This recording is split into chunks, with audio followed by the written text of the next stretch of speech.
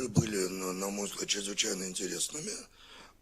И предвыборная кампания, и сами выборы проходили достаточно активно, я бы сказал. Довольно сильна была конкуренция, довольно хорош был доступ к средствам массовой информации, возможности, так сказать, предъявлять свои программы избирателю. Борьба была живой, она была настоящей. Так что наблюдать за ними было, несомненно, интересно. У них проявились некоторые тенденции, которые достаточно новые для армянской политики. Результатами выборов я все-таки думаю, что будет в любом случае коалиция. Несмотря на то, что республиканская партия, правящая партия, набрала большинство, простое большинство, то есть 50% плюс один голос им есть, но тем не менее традиция коалиции в Армении уже достаточно давняя, и я думаю, что коалиция в том или ином виде будет.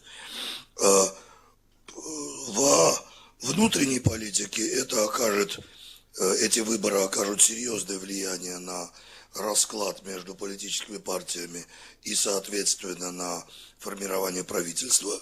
У армянского парламента есть довольно важная функция. С его участием серьезным формируется правительство. Это будет результатом коалиционных соглашений. Соответственно, на внутреннюю политику это повлияет. И также это серьезно повлияет на предстоящие президентские выборы. Зимой, в феврале в Армении будут президентские выборы. Тут у нас система такая, что парламентские выборы обычно праймериз для президентских. И сейчас пройдет летний мертвый сезон, и с сентября-октября начнется реальная президентская кампания. Неформальная, но реальная. Что касается, конечно, вопроса, который интересует людей московской студии, я боюсь, что мне нечего особенно сказать. Отношения с Россией, они не изменятся. Русло этих отношений останется примерно таким же, каким оно было до этого. Это было ясно и до выборов. Существенных политических сил в Армении, сколько-нибудь существенных, которые выступают за резкое изменение формата взаимоотношений с внешними силами, включая Россию или в первую очередь Россию, просто не существует. Поэтому никакой перспективы резких изменений взаимоотношений с Россией не было. И я думаю, что в любом результате выборов, и в том, который действительно случился, вряд ли можно предполагать вот какую-то резкую динамику. Внешняя политика Армении будет оставаться комплементаризм.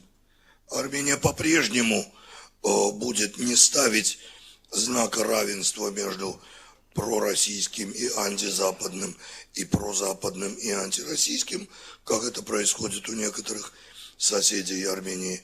И взаимоотношения России с Арменией в той части, которая зависит от Армении, но я думаю, в России серьезных очень изменений, по крайней мере, сейчас происходить не должно, они останутся в тех рамках, в которых они есть.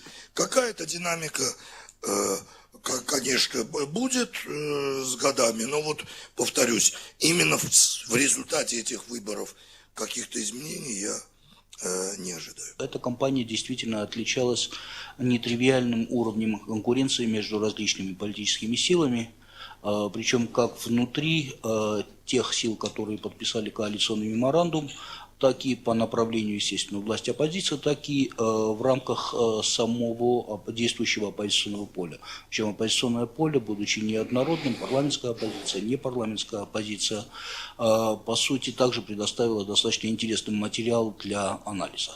В результате, по результатам выборов, быть может, было несколько, скажем так, таких интрижных сценариев. Первый сценарий касался того, наберет ли республиканская партия относительное большинство, или это будет квалифицированное большинство, абсолютное большинство мест в парламенте. Ответ уже известен. Республиканская партия получила более 50% мест в Национальном собрании. Вторая интрига, скорее всего, касалась, можно сказать, не вполне уверенного выступления непарламентской оппозиции, поскольку по различным оценкам Национальный конгресс мог рассчитывать на несколько большее представительство в парламенте, однако интрига на утро после выборов заключалась в том, преодолеет ли Национальный конгресс необходимый 7% барьер для получения политического представительства в законодательном органе. И третья интрига, которая сохраняется на сегодняшний день, это вопрос формирования либо не формирования коалиции, то есть того сценария, который выберет партия, получившая большинство мест в парламенте, получившая почти 50% голосов избирателей, она сохраняется по настоящее время, то есть будет ли сформирована коалиция, то есть какой сценарий будет превалировать, сценарий так называемый мажоритарный, либо сценарий создания большой коалиции, oversize, так называемой, либо гранд-коалиции, в которую войдут, естественно, не только республиканская партия, но и те силы, с которыми данная партия намеревается сотрудничать как в рамках законотворческой деятельности, так и в рамках ожидаемой и начинаемой, видимо, с осени этого года избирательной кампании. То есть вот это сегодня сохраняется, и предположение о том, что коалиция может быть сформирована, она, по всей видимости, базируется на том, что в преддверии и президентских выборов, и в рамках осуществления процесса принятия политических решений необходимо формировать более широкое поле консенсуса в рамках принятия политических решений. То есть вот этот фактор может оказаться решающим для формирования коалиции. Что касается проблем внешней политики, то в данном случае с учетом тех тенденций, которые присутствовали в данном направлении в Армении в течение последних нескольких лет, ожидать каких-либо перемен в данном направлении не стоит. Естественно, остаются несколько ключевых проблем в рамках внешнеполитических приоритетов. Это и региональная стабильность и безопасность, обеспечение региональной стабильности и безопасности, это проблема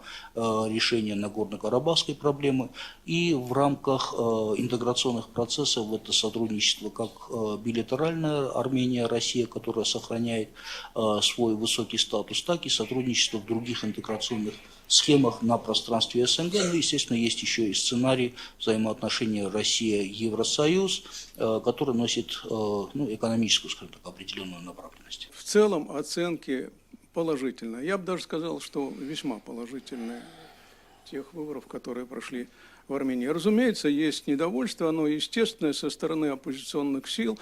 Прежде всего, какая-то часть общественного мнения Армении продолжает критиковать то, как проходили выборы. Но это вполне нормально, это в общем свойственно практически всем странам белого света. Оппозиция редко бывает удовлетворена итогами выборов. Теперь относительно российско-армянских отношений. Я хотел бы обратить внимание на такой интересный факт. С августа месяца прошлого года произошла серия выборов на территории Южного Кавказа. Вы посмотрите, в августе был избран президент Абхазии Анкваб. Затем в течение зимы, весны этого года прошли выборы в 4 тура в Южной Осетии. Прошли выборы в Российскую Государственную Думу.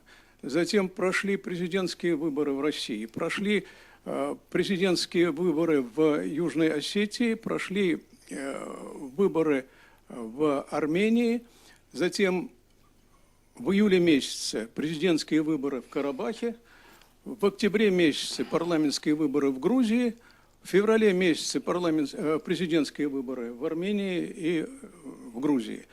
Такая ситуация, в общем, должна нам подсказать необходимость анализа того, какой будет внешняя политика стран Южного Кавказа, в том числе и Армении, в связи с этими произошедшими изменениями. Потому что, надо сказать, при всем том, что до сих пор выборы в основном подтверждали ту ситуацию, которая была до выборов, как кажется, на самом деле изменения происходят. Я уверен, что эти изменения есть и в России, они совершенно очевидны для меня в Абхазии, они, мне кажется, совершенно очевидны в Южной Осетии. Что касается Армении, то вот на взгляд наших корреспондентов в Ереване, больших изменений в российско-армянских отношениях не предвидится, но я скажу другое.